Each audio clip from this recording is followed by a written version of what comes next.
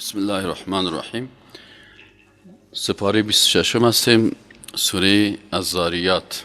اعوذ بالله من الشیطان الرجیم. بسم الله الرحمن الرحیم. ان الحمد لله نحمده و نستعینه و نستغفره و نؤمن به و نتوکل علیه و نعوذ بالله من شرور انفسنا و من سیئات اعمالنا.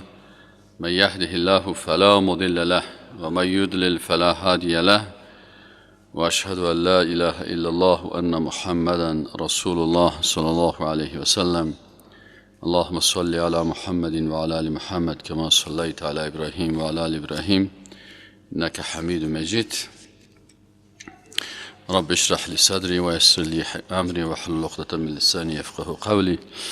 اعوذ بالله من الشیطان الرجیم. بسم الله الرحمن الرحیم. سوره الذاریات مکیه. این سوره ذاریات است و ذاریات امو بادها و شمالهایی است که الله متعال در او بسیار نعمتها را گذاشته است که ما و شما شاید متوجه از او نشیم. الله متعال به این چیز، به این باد یا شمال قسم یاد میکنه. به می خاطر این سوره مبارکه را به سوره الذاریات تسمیه کردن و سوره مکی هست و سوره های مکی خاصیتشان همی هست که عقیده توحید بیان میکنه.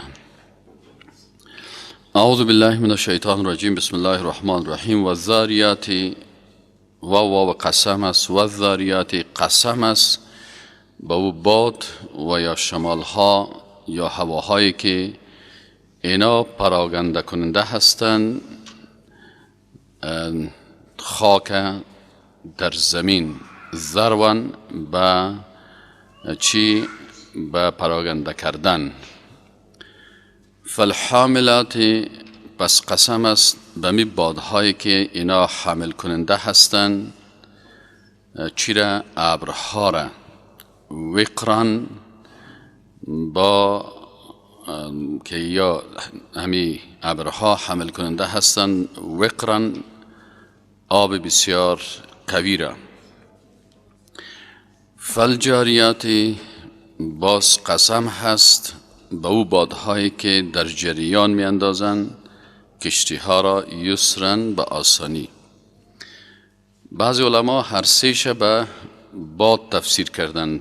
ذاریات، حاملات و جاریات هر سهش به باد و شمال ترجمه کردن و بعضی علما میگن که و ذاریات شمال ها هست، بادها هست، اما حاملات خودش قسم است به ابرهای حمل کننده آب را. و الجاریات قسم است به مو کشتی هایی که در جریان هستند به سادگی. یعنی دو ترجمه در اینجا هست. فالمقسمات باز قسم است به ملائکه. او ملائکه که تقسیم میکنن امرن اموری که برشان سپرده میشه. یعنی در حاکمیت الله که در آسمان ها هست مکلفیت ملائکه هست که امور در بین خود تقسیم بکنن و اجرا بکنن. الله متعال به این 4 چیز قسم یاد کرد. جواب قسم چی هست؟ مطلبی که به او انسان باید توجه داشته باشه او قیامت است که انما توعدون، یقینا آنچه که شما وعده داده میشوین از آمدن قیامت لصادقون، ای راست است. به این اساس انسان مسلمان و مؤمن یکی از اساسات مهم اعتقادی که آمدن به روز آخرت است که از نزع یا جان کندن شروع میشه و عالم برزخ است. بعد از عالم برزخ بعث است. بعد از بعث حشر است. بعد از حشر که انسان ها جمع میشن حساب و کتاب و میزان و صراط و قنطره و بالاخره جنت و دوزخ است. انسان مسلمان به این وعده های الهی باید ایمان داشته باشه و این الدین و یقینا که روز جزا یا حساب و محاسبه لواقع واقع شدنی هست. و السماء ذات الحبک، و باز الله قسم یاد میکنه به آسمان هایی که چی هستن؟ ذات الحبکی، به این آسمانی که دارای چی می باشه؟ دارای راهها و یا دارای ساختمان بسیار زیبا. انکم، یقینا که شما، لفی قول مختلف، در سخنان مضطرب یا جنجالی در مورد قرآن، یعنی کسایی که شما اختلاف میکنین، مردمای بیدین خطاب میکنن. یؤفکو، ای چی میشد؟ منصرف میسازه عنه، از امی قرآن، امی اختلافات. من کسی را که افک منصرف شده هست از قرآن و از پیغمبر، از کتاب و از سنت. پس کسایی که در دین اختلاف میکنن، ای بسیار خطرناک است. در قرآن اختلاف میکنن، در سنت پذیرشش، ای بسیار خطرناک است. یکی فرقه هست و یکی مذهب است. فرقه عبارت از گروه ها و فرقه های اختلافی در اساسات عقیده هستند. یکی دیشان قرآن قبول ندارن، بعضشان سنت قبول ندارن، بعضشان در وجود خالق شک میکنن. این مشکلات اعتقادی هست که رسول الله صلی الله علیه و آله در آخر زمان، وقتی که یهود به 71 گروه تقسیم شدن و نصارا به 72 گروه تقسیم شدن و امت رسول الله صلی الله علیه و آله به 73 گروه تقسیم میشن، این تقسیم بندی هایشان به اساس اعتقادی هست که باز کلشان در آتش دوزخ هستن، مگر یک طایفه که متمسک به قرآن و سنت باشه و مطابق زندگی پیامبر صلی الله علیه و آله و صحابه کرام زندگی بکنن.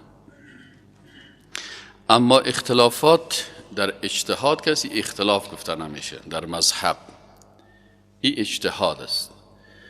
در وقتی که میگه مذهب است، مذاهب مختلف، و ما و شما این مذاهب که با قرآن و سنت، از قرآن و سنت استنباط شدن، این کل از اینا را قبول داریم و کل از اینا مجتهد هستند. امام ابو حنیفه رحمت الله علیه، امام شافعی، امام مالک، امام احمد بن حنبل، یا کلشان مجتهدین هستند رحمهم الله جمیعا.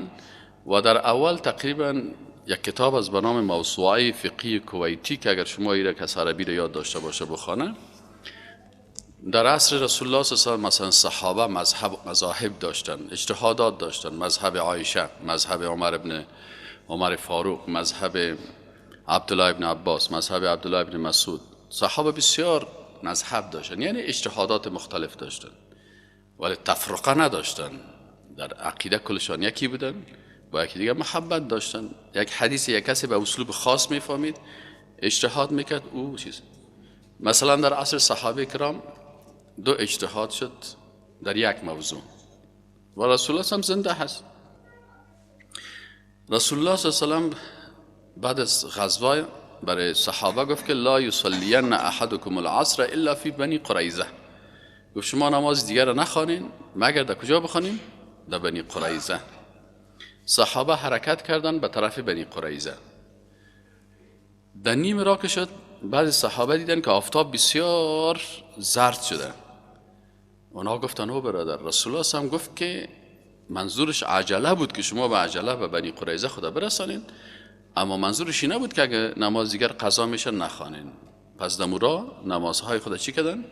خواندن. گروه دیگه از صحابه گفتن که نه، رسول الله هم گفته که لا یصلین احدکم العصر الا فی بنی قریظه. نماز دیگر خواندن نمیتونیم اگر در خود منطقه، پس ما در راه نمیخوانیم. پس او کسایی که اجتهاد اول کردن و در راه خواندن، کسایی که اجتهاد دومی کردن و چی کردن؟ دموج خدا رساندن، اوجا باز خواندن.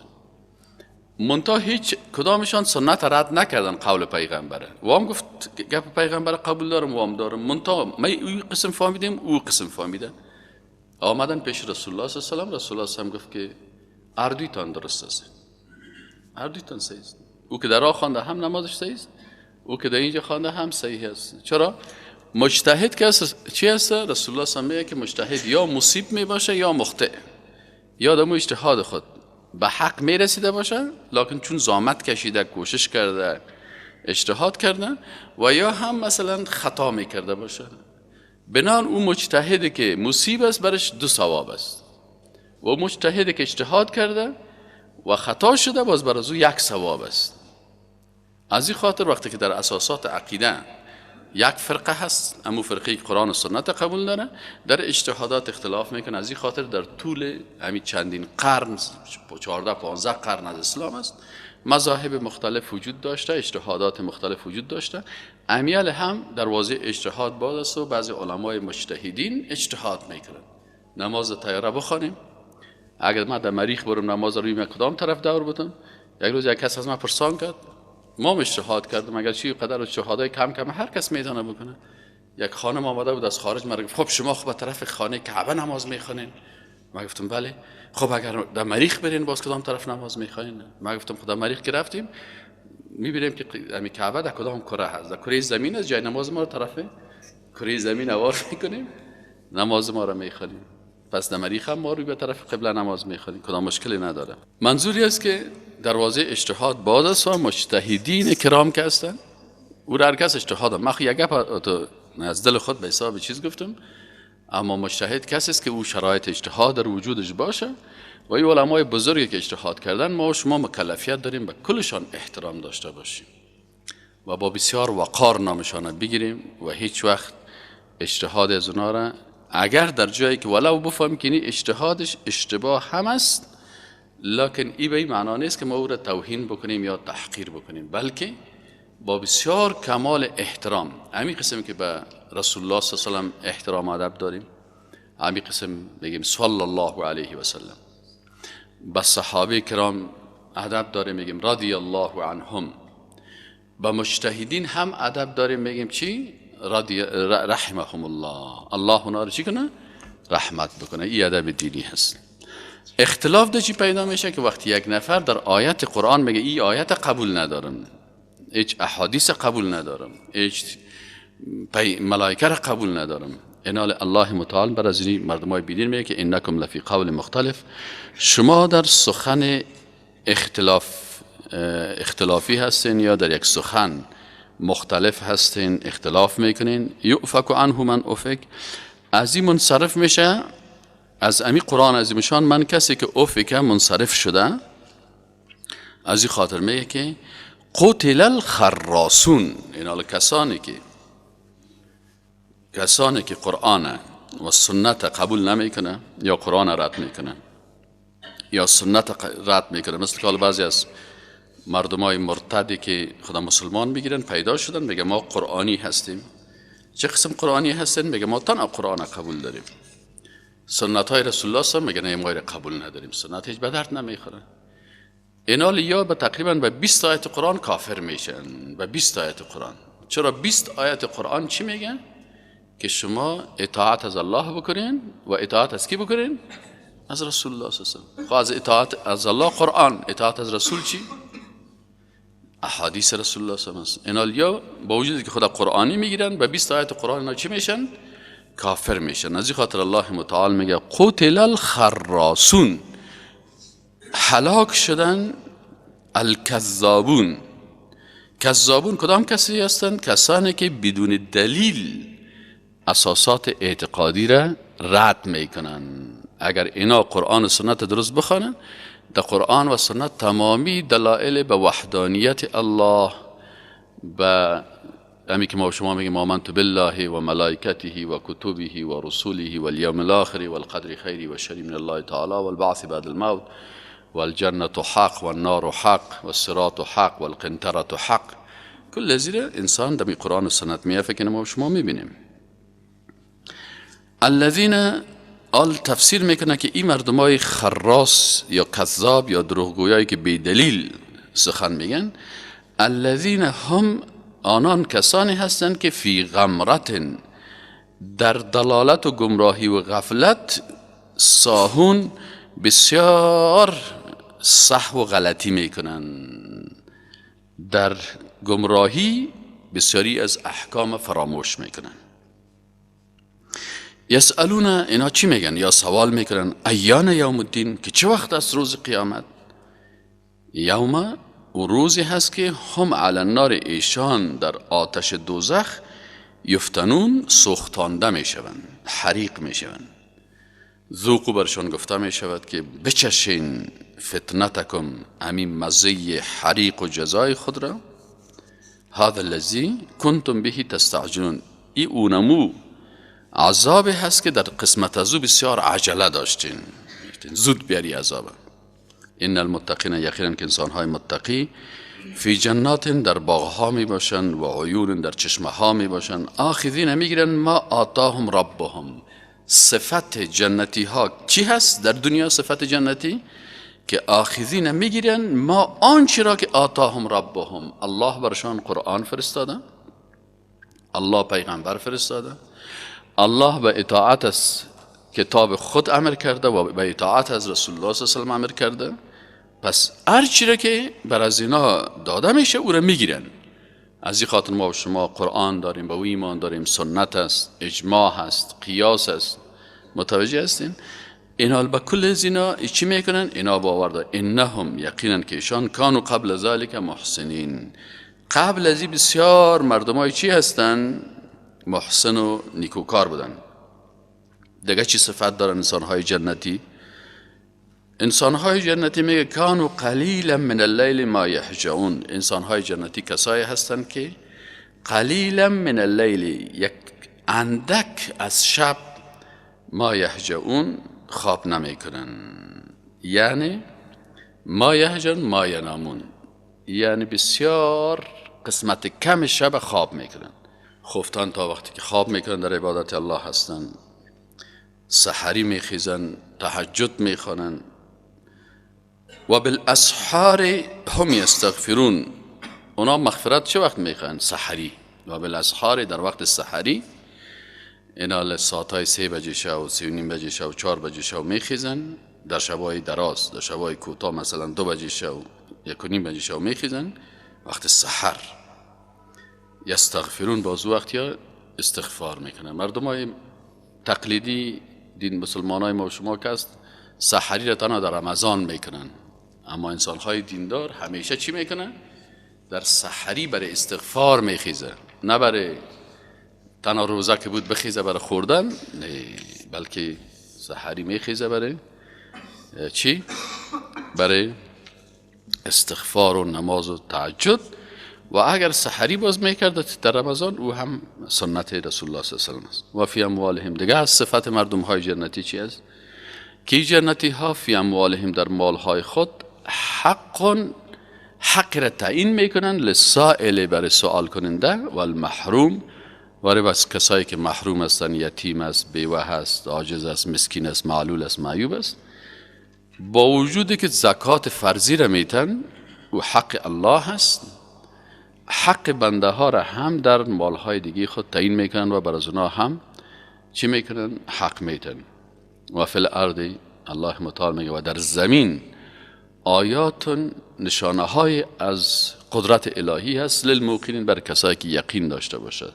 دیگه صفت جنتی ها چی هست؟ که در هر موجودی که در جنت سیل میکنه، با طرف از او با چشم بصارت سیل میکنه، با چشم بصیرت سیل میکنه. و میگه که برگ درختان سبز در نظر هوشیار هر ورقش دفتر است، معرفت کردگار. در هر کدام از این قدرت الله را میبینه. و فی انفسکم، دیگه صفت جنتی ها چی است؟ که در نفس های خود تفکر میکنن. الله متعال میگه و فی انفسکم، و در نفس های خود چرا در اناتومی و فیزیولوژی وجود خود چرا نظر نمیکنین؟ افلا تبصرون، تو اعضای بدن طبیبی که با چی ساختمانی ای خلق شده، قدرت الله را در وجود خود مشاهده میکنیم. و فی السماء رزقکم، الله متعال میگه و در آسمان رزق شما هست. یعنی وقتی که از آسمان باران میشه، الله متعال رزق شما را وقتی زیاد میکنه، باران زیاد میکنه، رزقتان کم میکنه، باران کم میکنه. و ما توعدون، و آنچه که وعده داده میشوین. یعنی فیصله رزق انسان در کجا میشه؟ در آسمان میشه.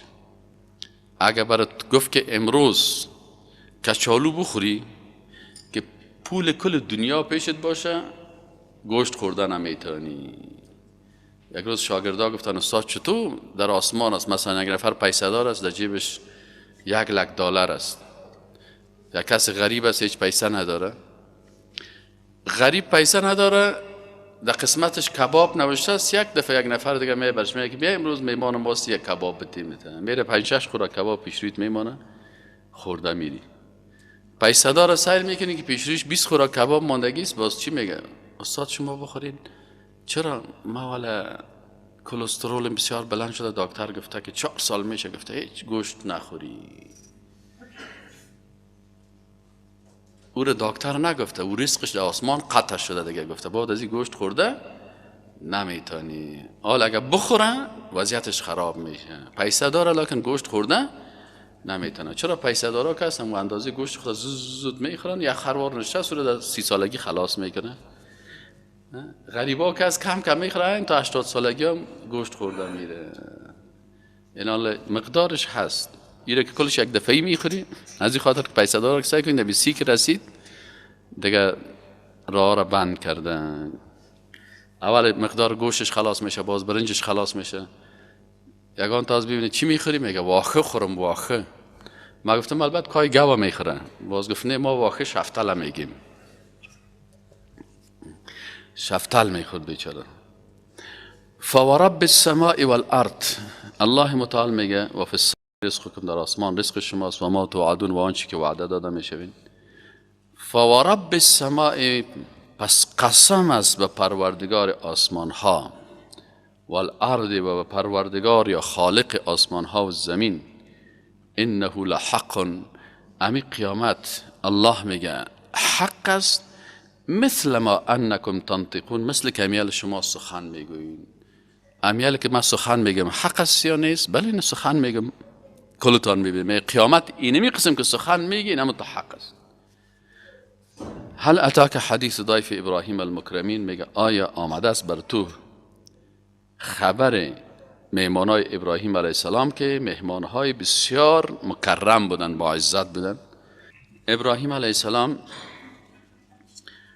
دید که مجموعه از جوانای بسیار چهرهای زیبا زیبا و خوشقواره خوشاندام آمدن پیشش. این میمان شدن پیش ابراهیم علیه السلام. چون پیغمبرها علم غیب ندارن اینا را نشناخت. از دخلوا علیه، وقتی که بالا ازی داخل شدن، فقالوا سلام، و گفتن سلام علیکم. قال، گفت ابراهیم علیه السلام و علیکم السلام، سلام. اینجا علما میگن که محذوف است، یعنی و علیکم السلام. قوم منکرون، گفت شما مردما جوانای ناشناخته هستین، من شما را نشناختم. خب اونا گفتن میمان هستیم دیگه. ابراهیم علیه السلام فراغ رفت الی اهله، به نزد خانم خود، اعضای خانواده خود. فجاء بعجل سمین، یک دانه گوساله بسیار چاقه که ایره پخته کرده بود یا کباب کرده بود پیش از یا گذاشت. همین کسایی که میگن ما پیروای ابراهیم علیه السلام هستیم، میگن ما ترک دنیا کردیم، گوشت گوسفند نمیخوریم، گوشت گوساله نمیخوریم. ابراهیم علیه السلام اینه پیغمبر اولوالعزم بود، بسته گوساله را کباب کرد. او چرا ترک دنیا نکردی؟ باز مردم بعضی گپا را میزنن، خود از پیغمبرم که در رتبه خود چی میگیره؟ بالا میگیره. غلط است. هم بخو خوب حلال و هم خوب عبادت الله را بکن. فقربه الیهم، ایره پیش برشان پیش کرد. قال الا تأکلون، گفت آیا نمیخورین؟ فاوجس منهم خیفه، فاوجس، پس احساس کرد منهم از ایشان خیفه، ترس. چرا؟ او وقت قانون بود که اگر پیش کس غذا را میگذاشتی نمیخورد. عادتی بود که به حساب کس که دشمنی میداشت باز نانشان نمیخوردن. این ترسید که علی به دشمنی آمدن. قالو، گفتن لا تخف، گفت نترس. و بشروه بغلام علیم، برش گفتن ما ملائکه هستیم و ایره بشارت دادن به فرزند علیم، عالم و دانا. پس از این آیت قرآن معلوم میشه که ابراهیم علیه السلام علم غیب نداشت. اگه علم غیب میداشت خواست اول میگه فینا ملائکه هست. اگر میشناخت که ملائکه است، باز ملائکه خب بیاز غذا نمیخوره، چرا گوساله چاق برشان کباب میکرد و میآورد. بعضی کساس عقیده خود احساساتی میگیرن، از این خاطر باید آدم عقیده خود از کجا بگیره؟ از قرآن عظیم شان بگیره، از سنت رسول الله صلی الله علیه و آل ابراهیم علیه السلام نشناخت که ناکی هستند، برشان غذا را آورد. اگر میشناخت باز آوردن غذا یک کار بیهوده میشد و پیغمبرها کار بیهوده نمیکنه. بس به این معنا هست که پیغمبر علم غیب نداره و نمیفهمید. و بشروه به غلام علیم، میگه گفت فاقبلت امرأته فی سره، فاقبل پس پیش آمد امرأته خانمش فی سرة در حال تعجب، و گفت فسکت وجهها، سکت زد وجهها، میگه در روی خود زد. این قسمی بعضی خانم ها عادت دارن، خصوصا خانم های پیچ سفید که یک گپ بسیار جالبه برش بگویی، در روی خود مده پیچ سفیدی صاحب اولاد میشن. قالت فسکت وجهها، بر روی خود زد با دستای خود و قالت گفت عجوزن، من زن پیچ سفید هستم، کهنسال هستم، عقیم و در جوانی هم من نازا بودم، یعنی فرزند به دنیا نمی آوردم. قالوا ملائکه گفتن کذالک قال ربک، اینمی قسم حکم کرده هست رب تو از دنیا گپ میزنی، از عالم اسباب گپ میزنی، این اسباب و ما فوق اسباب کلش به قدرت الله هست. الله که خواست نمیسن بر شما اولاد میده. انه یقینا که الله متعال هو الحکیم، و بسیار با حکمت است، العلیم و بسیار داناست. الحمدلله در سپاره 27 رسیدیم ما و شما. آغاز سپاره 27 قال گفت ابراهیم علیه السلام، خب به این معنا که برای بشارت خو یک ملائکه بس بود دیگه که می آمد برای من بشارت میداد. شما مجموعه تعداد زیاد آمدین، حتما کدام گپ مهم است. قال فما خطبکم، این هم دلالت میکنه که پیغمبر علم غیب نداشت. از اینا پرسان میکنه که فما خطبکم، چیست قصد شما یا مقصد شما ایها المرسلون، ای فرستاده شده های الله، ملائکی الله. قالوا گفتن ان ارسلنا، ما فرستاده شدیم الی قوم مجرمین، به قومی که مجرم هستند، لنرسل، تا که بفرستیم علیهم بریشان، حجارتا سنگهای من طین، از گل، از آسمان گل پخته‌ای که مثل سنگ شده، مثل ما و شما میگیم خشت پخته، اما تو خشت‌های پخته آسمانی دیگه که بیاید بی فرق از یا بخوره. مصومتا، که این نشانی شده برای کدام کله، کدام خشت پخته. تو نیست که باز یگان تا خود یک طرف یک دور بده، یگان جای خدا پت کنه، بلکه هر سنگ اما تو برش از طرف الله امر شده که تو مخصوص میری در فرق فلانی شخص میخوری، بنان هر کس سنگش نشانی شده هست. عند ربک، به نزد پروردگارت، للمسرفین، برای کسایی که از حد تجاوز میکردن. اینا چی عادت داشتن که از حد تجاوز میکردن؟ الله را نمیپذیرفتن، یک تجاوز، پیغمبر را نمیپذیرفتن، دیگه تجاوز، عقیده توحید قبول نداشتن، دیگه تجاوز، هم جنسگرایی میکردن، دیگه تجاوز، بودن جنگی و مرغ جنگی و سگ جنگی و اینی جنگی میکردن، قمار بازی میکردن، اینی کلشان اسراف از اینا بود که یا به خاطر مجموعه از این گناه ها مستحق چی شدن؟ مستحق ازی شدن که سنگ خشت پخته بر فرق ازی از آسمان تا این شوه و در فرق ازی باید بخوره تا مغزش برش اما تا میده کنه.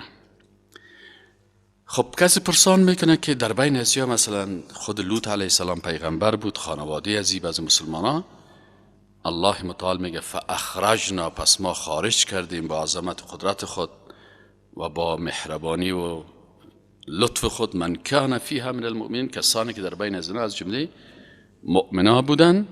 فما وجدنا فیها غیر بیت من المسلمین، فما وجدنا نیافتیم فیه در این قریه غیر بیت من المسلمین، بغیر از یک خانه مسلمان. یک خانه مسلمان بود دیگه کل از چی بدن؟ بیدین بدن. از این خاطر انسان اگر در یک جای ولو که در بسته قریه یک خانه خوب باشی و دیندار باشی، کلگی بیدین باشه، جگرخون نباش، اگر عذاب الله همد بستر الله خارج میکنه به یک شکل و واره برباد میکنه. و ترکنا و گذاشتیم فیها در امی قریه آیتا یک دلیل و نشانه از قدرت الله و دلیل بر جزا دادن بر مجرما، للذین بر کسانی هست این دلیل که یخافون میترسن العذاب العلیم، از عذاب دردناک الهی.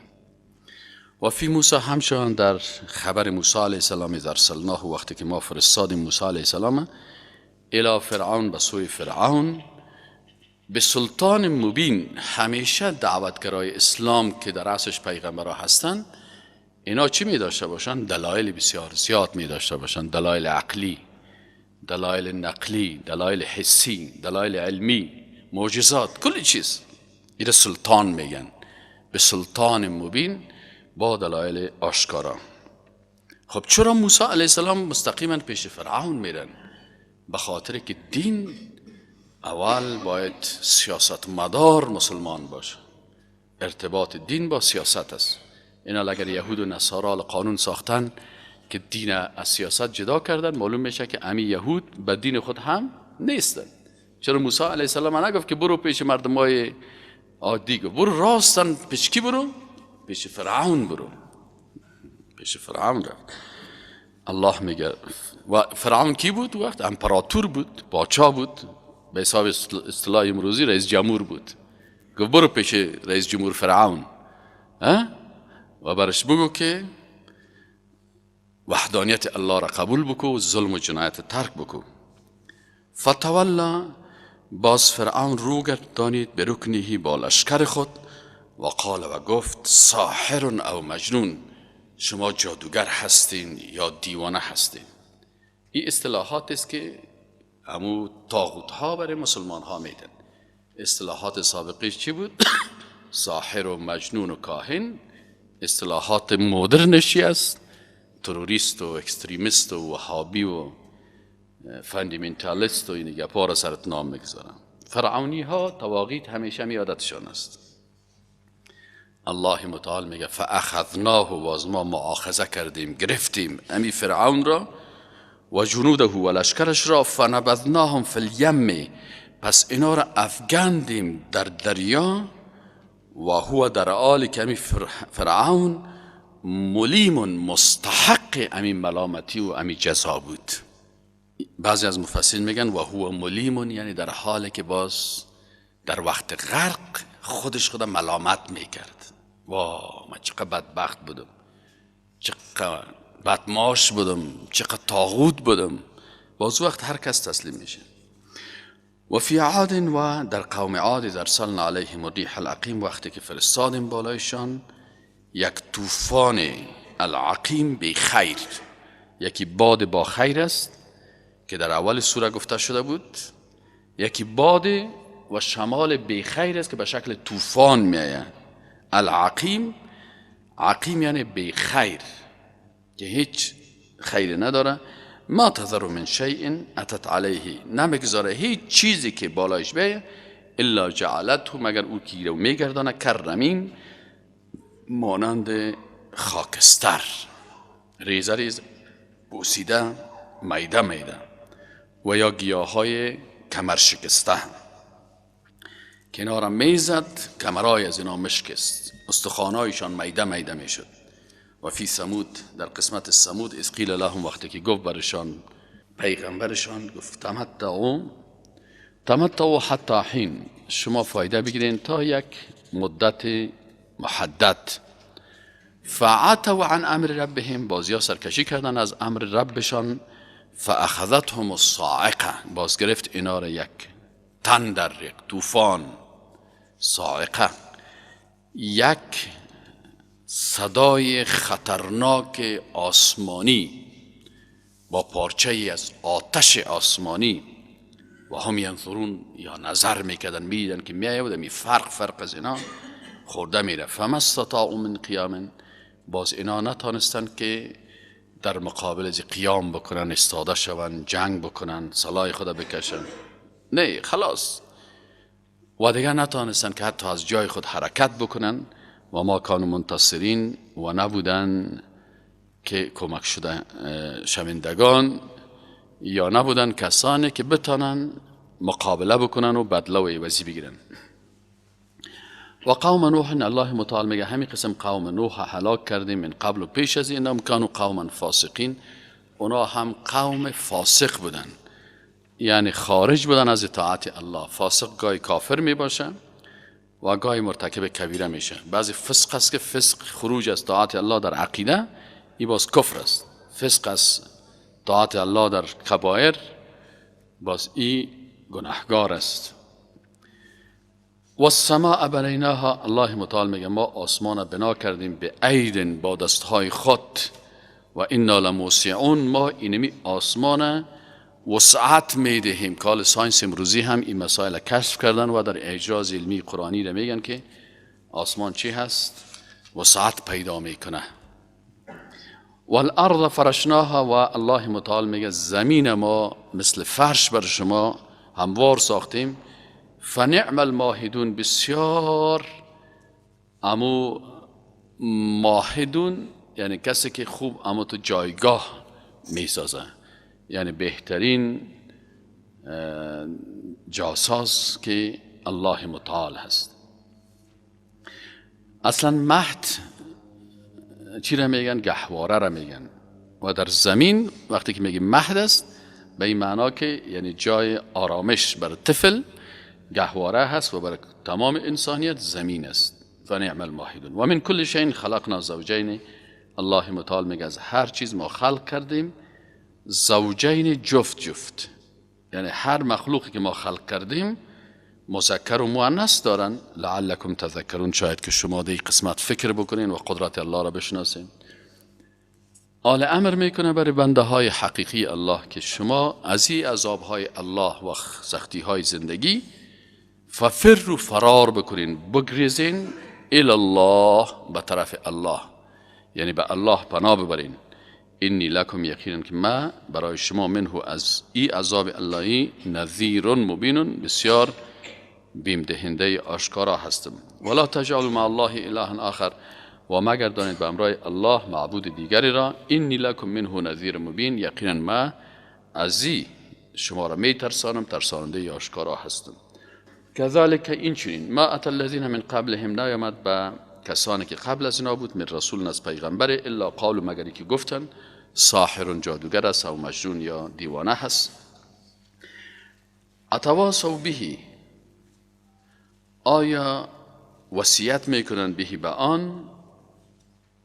بل هم قوم طاغون، بلکه ایشان قوم سرکش هستند.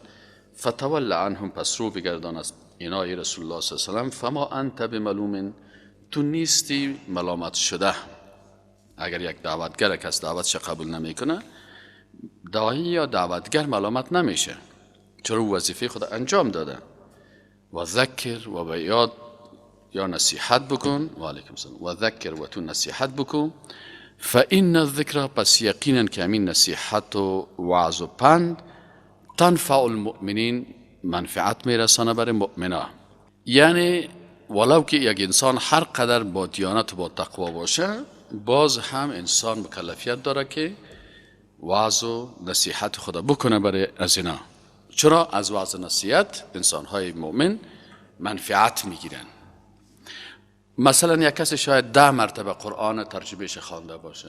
بعضی کسا که دوستای الله هستن، محبت قرآن دارن، هر مرتبه که آدم قرآن میخونه یک منفعت جدیدی از قرآن میگیره. هر دفعه که یک آیت قرآن میخونی یک چیز نو به سر تو میاد. پس بعضی از دوستای الله هستن که 10 مرتبه، 15 مرتبه، 20 مرتبه ترجمه قرآن ختم کردن، تفسیر قرآن ششتن. و ذکر، شما یاد بتین و نصیحت بکنین. فإن الذکر، یقینا که همی نصیحت تنفع المؤمنین، منفعت میرسانه برای مؤمنان. و ما خلقت الجن والانس، الله متعال میگه ما خلق نکردیم جنیات را و الانس و انسانها را الا مگر لیعبدون، تا که یا اطاعت و عبادت الله را بکنن. اگر اطاعت الله و عبادت الله را بکنن تمام زندگی بر از اینا آسان میشه. ما اریدو منهم رزق، الله میگه ما از اینا رزق تقاضا نکردیم. و ما اریدو ان یطعمون، و ما از اینا تقاضا نکردیم، نخواستیم از اینا ان یطعمونی که بر ما طعام یا غذا آماده بکنن. ان الله، یقینا الله که از هو الرزاق، او روزی دهنده هست، ذو القوه هست، صاحب بسیار قوت است، المتین بسیار غالب است. فإن للذین ظلموا، پس یقینا برای کسانی که ظلم کردن، ذنوبا حصه هست از گناه ها، مثل ذنوب اصحابهم، مثل جزای گناه های دیگه دوستایشان. فلا یستعجلون، پس شما در عذاب از اونا تعجیل یا عجله نکنین. یعنی هر کافر و بیدین الله متعال جزا میته، لکن یک فرصت برش در زندگی میته. فویلون، پس وای یا هلاکت است یا کندی از کندهای دوزخ است، للذین کفروا، به کسانی که کافر شده، من یومهم الذی یوعدون، از روزی که اینا وعده داده میشوند.